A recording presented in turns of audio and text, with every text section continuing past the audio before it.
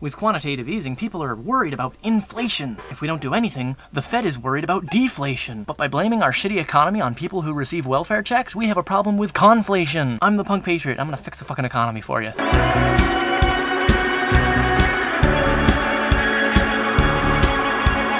I was watching the news the other day, and they were doing this man on the street interview, and I saw this one person giving their thoughts on the economy. I think there's too much people getting on welfare, and too much of our jobs are getting sent overseas. Well, you got half of that right. Thanks to NAFTA, CAFTA, and the WTO, our manufacturing jobs have almost all left the country. Manufacturing is important because it's a job that takes a low-cost raw material and transforms it into a high-value consumable good. This happens through the magic of labor. Because people are working transforming low-value raw materials into high-value consumable goods, the product that they create using their skilled labor has more value than the raw materials that they started with, which means that they're creating wealth. As of right now, all of our wealth is being created in other countries, which is why the economy sucks so bad. I work in a boot factory. I make boots. I transform leather and rubber, both of which are relatively low-cost, low-value materials, into a higher function good, a boot. You can't keep your feet dry and warm with just scrap leather and rubber. You need it to be crafted into an object with function, which takes skilled labor. You're welcome. Retail jobs don't do this. They simply move a product that's already been created from one place to another. You will never, ever grow an economy on retail sales alone. The margins are slim, and no wealth is created by simply moving a product. An economy based entirely on retail sales, which is what we've pretty much had for the past 30 years,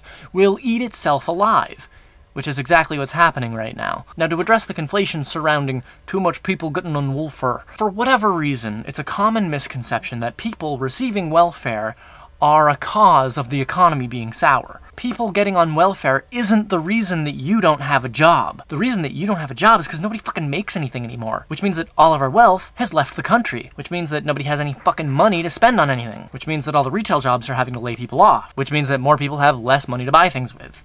Which means that there's more layoffs in store. Which means that people have less money to spend. Welfare can actually reverse this downward spiral. If a person is receiving welfare spending, what do they spend it on? Drugs! No! Actually, they spend it on food and rent. If more people have more money to spend on food and rent, then grocery stores can hire more people, and the superintendents can afford the repairs they've been putting off, which means that construction and repair workers can stay employed, and grocery stores can hire more people to sell more groceries, which means that the employees can buy things like cars, which means that people can get paid to make more cars, or whatever. Money flows in one direction in capitalism, and that's from the bottom to the top. This is a fundamental truth of capitalism. Fixing the interest rate so that the rich fucks on Wall Street can trade derivatives with more ease is not going to fix the fundamental flaws in our economy, which is why quantitative easing is doomed to fail. Capitalism is fundamentally flawed, and supply-side economics and laissez-faire free market capitalism, which apparently even Obama has drunk the Kool-Aid on, is even more so. You're not going to be able to fix the fundamental flaws in our economy by fucking around with interest rates. The problem isn't our monetary policy, it's our monetary system, which is biased towards savings, Wall Street mathematical gymnastics, and scarcity. It's the fundamental flaw in our entire economy that we do not recognize that the poorest among us create all wealth in our economy through consumer demand. If it wasn't for consumer demand, there would be no goods and services, and all the captains of industry would be sitting around wasting their money and time producing things that nobody will buy, which with the economy in recession is exactly what they're doing. Rich people do not create jobs. They do not create a single fucking job. If labor had not worked their asses off, doing work slowdown, sit-down strikes, taking police billy clubs to the head and getting shot at, so that we could all have the labor laws that we take for granted. Things like overtime pay, minimum wage, the right to organize, half-hour lunch, 15-minute breaks, OSHA safety requirements, etc., etc., etc. If it wasn't for these things, we would be no different than the third world countries that all our jobs have moved to. If we didn't have these labor protections mandated by law, we would be working our fingers off, literally right off of our hands, as they would get caught in unsafe machinery, or permanently damaged due to work-related injuries. Now, Randian regressives who, for whatever reason, would prefer to live in a world as described in Upton Sinclair's The Jungle, one of pre-Great Depression laissez-faire free market economics, would have us believe that by making ourselves poorer, by taking cuts in benefits and wages, in labor protections and environmental protections, that we can make ourselves richer by having more jobs. We are not going to make ourselves richer by making ourselves poorer. That is so fucking illogical, I don't even know where to begin. So you want to fix the fucking economy? I'll fix it for you. First thing we need is a trade policy change. One where we stop importing goods from whatever country's fucking over their workers the most because it's the cheapest to do so. We can harness the greed and consumption that America has for good. We can do good for the rest of the world with it. Pure, unreined free market economics is like a child with an overactive id and no superego to tell them the difference between right and wrong. What we need is to put safeguards in place to protect us from our own greed and stupidity. If we implement a trade policy where we only trade with countries who have labor laws and environmental protection laws at least as good as our own, then we force the third world countries to give their lower class more protection by their governments and increase the standards of living by giving them more labor protections, by giving them higher wages, by giving them more protection from getting poisoned by the who we call captains of industry who pollute because it's cheap and easy to do so. Second, we need to implement a maximum wage law. Maximum wage. Yeah! Now, there's been talk about this for a while amongst the, extreme left and whatever. Some people think we should just cap it arbitrarily at like $1 million, $2 million,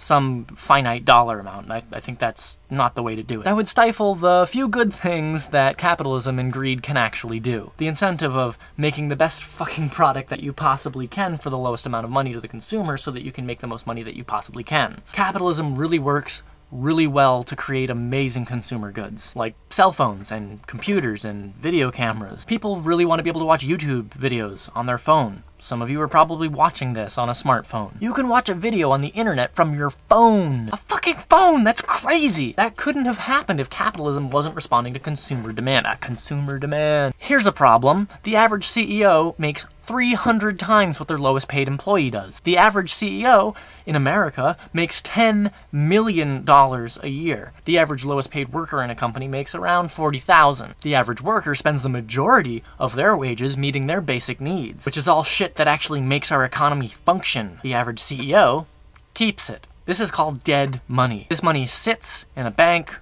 or it goes into Wall Street mathematics, and it does not create a single fucking job. So what's the solution? The maximum wage needs to be indexed to whatever the lowest paid employee gets. The maximum wage needs to be indexed against the lowest paid employee at a company. Let's say 20 times what your lowest paid employee gets, which is roughly the same ratio that we saw back during the 1950s and 1960s, when Americans were, indexed for inflation, much more prosperous. Back in the 1960s, indexed for inflation, we worked half as many hours, got paid the same amount, and the cost of living was a third of what it is today. That's more prosperous. Today, CEOs make roughly 300 times as much as their lowest paid employee. That is fucking absurd. If a company is doing really well, it's because of everybody at that company working their ass off, least of which is the CEO. If they have enough money laying around where they can pay themselves 300 times their lowest employee and give themselves bonuses on top of that, then they have enough money to let everybody at that company share in the wealth that they created by working their ass off at that company. After all, it's all the poor fucks at the bottom who are making the economy function by putting their labor into the company and by spending their money on goods and services. They should share in that wealth. They created it, not the CEO. So if a company does well and an executive board wants to give themselves all raises or bonuses as a pat on the back, they should be able to. But the income that they make in a year still needs to be proportional to what the lowest paid employee gets, which means that everybody in that company would need to get a proportional raise, which means that CEOs, if you want to give yourself a raise, that's fine. If your company's doing really well and you're able to do that, that's fine. But you have to let everybody in your company share in that wealth. This forces the wealth downwards into the lowest classes, which is where it belongs if you want a functioning economy. Because it's all going to end up in the pockets of the CEOs anyways. That's how capitalism works. Fixing the economy for the rich so that they can play tiddlywinks on Wall Street is like fixing a tree to work better for a fungal parasite. You're going to eventually kill the tree. This is the Punk Patriot. To life, liberty, and pursuit of a less fucked up government and or economy. I make t-shirts, do do do do do do do do.